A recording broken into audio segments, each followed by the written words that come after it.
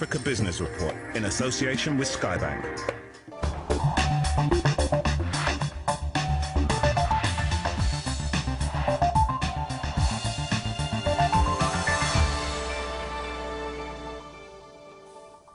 Welcome to Africa Business Report with me, Komla Dumont. Each month we'll be bringing you the biggest individuals and the hottest trends that are driving business across this amazing continent. This month we're in Nairobi, Kenya, and in a moment we'll find out how this country, and indeed the entire East African region, hopes to jump into the fast lane of the information superhighway.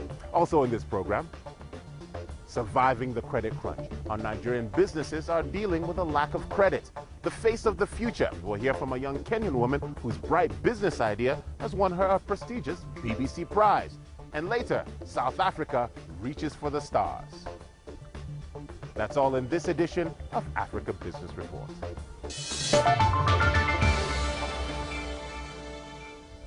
We live in an information age where the exchange of data and ideas is essential for business. And it's true, Africa has lagged behind for several years in that regard, but that's all set to change. Africa's internet revolution begins right here in Kenya with the laying of a 17,000-kilometer fiber optic cable that'll connect parts of Africa to Asia and then on to Europe. Rory Ketlin-Jones reports from the port city of Mombasa. It's a country with a mobile phone shop on every corner and a great hunger for better connections to the outside world. But for Kenyans, getting online is still a struggle. Now though, a fibre optic cable laid under the ocean all the way from India has come ashore here on a beach at Mombasa, bringing Kenya its first solid link to the internet. And it's not just Kenya which stands to benefit from the arrival of this cable just a few feet beneath me. It'll link up the whole of East Africa to the high-speed internet at a reasonable price for the very first time. This is the beach, Manmo. Amongst the team behind the cable project, there's a sense that this is a historic achievement. The whole of the world is wired apart from this region. So for us, it's actually exciting, apart from bringing opportunities to these countries that I will say had been forgotten by this cable revolution. Technology quickly. I took a journey out of Mombasa with a man who's trying to bring better technology to farmers. Martin Regena isn't providing web access but water pumps. So what's the web got to do with growing tomatoes? The charity needs to collect data from every farm it helps, and cheaper, faster internet connections are making that easier. Increasing efficiency is saving money. Saving money means we are able to reach more of these people at a cheaper cost, which is basically our mission, reach the most people at the least cost. The farmers have swiftly got used to mobile phones. Now they say they're interested in the internet. If you want to get news from other places on how people improve on their farming, it's easier now to get it. Yeah. And to look for donors in case we are short of funds. But it's this generation of Kenyans who really stand to benefit from the cable. At the St. Charles Lwanga Secondary School in Mombasa, they'd love to give their pupils a good grounding in IT. This school has 12 classrooms, but just one of them has computers in it. It's quite impressive. There are 20 reconditioned PCs donated by British companies. But here's the catch, none of them is connected to the internet. If they are not able to access information online, then we are basically saying it will be a hopeless society that we are getting them into. It's that important? Very important. Kenya has already got a community of tech-savvy young people desperate for better internet connections. Tony Ndungu is one of them, but he told me he's somewhat cynical about whether the promises will be delivered. This connectivity will be the most important thing for my generation since independence, genuinely. But the question is, will it get to my doorstep? Will it really reach the people that need it? Will it be for Kenyans everywhere, or will it be for specific Kenyans? At the Bluefin Cyber Cafe in downtown Mombasa, web access is cheap but painfully slow. The owner isn't rushing to upgrade his link, but says when he does, it will make a difference. I'm quite positive and quite happy about it. Looking forward to the fast speeds, because I've had a lot of foreign people coming into browse, and many have complained about the slow speeds. For most Kenyans, home internet access is still a luxury item way beyond their means. And internet providers are playing down talk of big price cuts. When you do the mathematics, yes, you're able to give a considerable price discount to the end user who is a client, but not that much 80–90% discount. So at that kind of price, ordinary Kenyans aren't really going to be able to afford broadband, are they? That's true. The choir of St Charles Luanga sing in praise of President Obama, revered here in Kenya. They're looking forward to joining the information age, but they may find there are still a few potholes on the road to the internet future. This is Rory Catherine-Jones in Mombasa for Africa Business Report. Now, in spite of the global downturn, Kenya has experienced some economic growth. But the truth is, things could actually have been better if it wasn't for one major problem, which is the inconsistent energy supply. And it's not just a Kenyan problem, it's a regional problem. Egon Kosu has been across the border to Uganda to find out how businesses there are looking to alternative energy sources to plug the energy gap.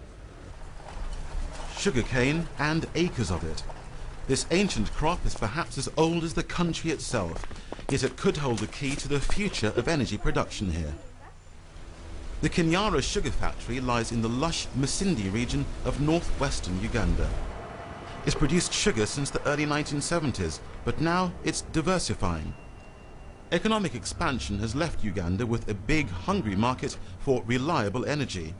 Power shortages are holding it back, so Kinyara is getting into the energy game by turning sugarcane into electricity and selling it to the grid.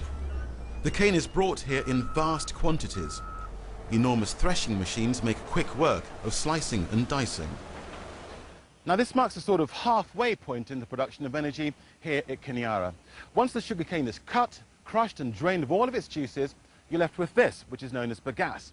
As you can see, there's tons and tons of the stuff. Now it's then taken from here to another part of the factory where it plays a crucial role in providing energy not just for this factory, but for miles and miles around. A fiery fate awaits the bagasse. The immense energy produced here drives vast turbines, which in turn produce electricity for the grid. And that means constant energy for thousands of households and businesses. The man in charge of this process is John Tesserach. He thinks this is going to be a big money spinner for the company, but he's still a frustrated man. So Kennedy, what are your main concerns about your capacity here? Yeah, we have a lot of potential to generate and sell power to the national grid. Our main limitation is the line for taking the power out. But it seems perfectly sturdy to me. What's your problem with it? The line currently can only take out what we are generating. But for us to exploit our potential completely, we need about 10 times what we have here. So this is really holding you back? Yeah, it is. Unfortunately, a line that will do that for us is about 300 kilometers away from here. Despite these frustrations, the company is racing against its rivals to be the first in Uganda to enter the carbon trading market. It's hoping to earn carbon credits because it uses sugarcane, not diesel, to produce power, thereby cutting the amount of CO2 pumped into the air. Those credits could then be sold to other companies. Now, a short distance away from the sugar factory, and in fact I think you can still see the plumes of vapour coming from the factory over there, we come to the town of Kabango, which as you can see is a rather bustling place. It's a little small, a little dusty, but still quite energetic. Now that hasn't always been the case. That's because up until quite recently, the lack of a really reliable power supply has really hampered the people's ability here to plan their livelihoods and therefore to feed their families. Ozundu Muhammad is one of the traders in these parts who's seen the benefit of constant power. Initially we used to take too much time making just a single workpiece like this. Like now there's stable power, we can just, these 6 windows are just made in 2 days because there's constant power, there's no breaking off, everything's fine. But initially we used to waste a lot of time, there's no power, you come, you sit, you don't get enough power, but now everything's fine. And he's not the only one who's profited. The whole town, he says, is now a much better place for anyone wanting to grow their business. Of course, some residents have other uses for sugarcane. But as the sun goes down and the lights go on, more and more entrepreneurs, both large and small, hope their energy future will be more reliable and a little sweeter with a switch to green energy. Egon Kosu, Africa Business Report, Masindi in Uganda. And that report brings us to the end of part 1 of Africa Business Report. Stay tuned, there is much more to come, including how South Africa is preparing to jump into the space race. Welcome to part 2 of Africa Business Reports, this month coming to you from Nairobi, Kenya. Now, for a lot of young people in this country, sitting down, waiting for a job to come to your doorstep is simply not an option. They're using their creativity and ingenuity to create opportunity for themselves. Now, the BBC has been tapping into that and has created a competition to find East Africa's business superstars of the future. Now, this year's winner is 20-year-old Jane Mweni, and I've been meeting up with her to find out about her idea to clean up Africa's cities. Kenyan woman whose bright business idea has won her a prestigious BBC prize.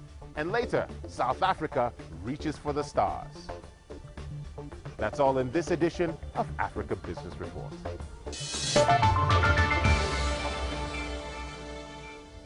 We live in an information age where the exchange of data and ideas is essential for business. And it's true, Africa has lagged behind for several years in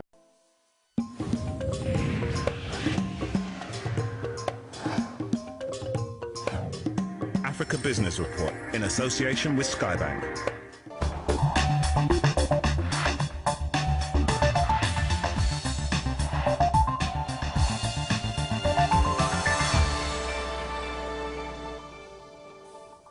Welcome to Africa Business Report with me, Komla.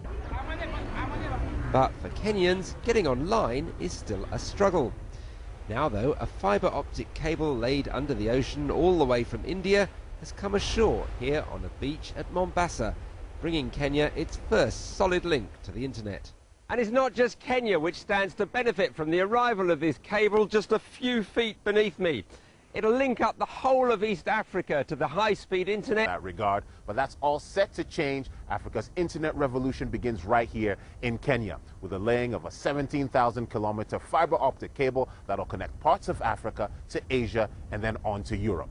Rory Ketlin-Jones reports from the port city of Mombasa. It's a country with a mobile phone shop on every corner and a great hunger for better connections to the outside world. Each month we'll be bringing you the biggest individuals and the hottest trends that are driving business across this amazing continent. This month we're in Nairobi, Kenya, and in a moment we'll find out how this country, and indeed the entire East African region, hopes to jump into the fast lane of the information superhighway. Also in this program, surviving the credit crunch. Our Nigerian businesses are dealing with a lack of credit. The face of the future. We'll hear from a young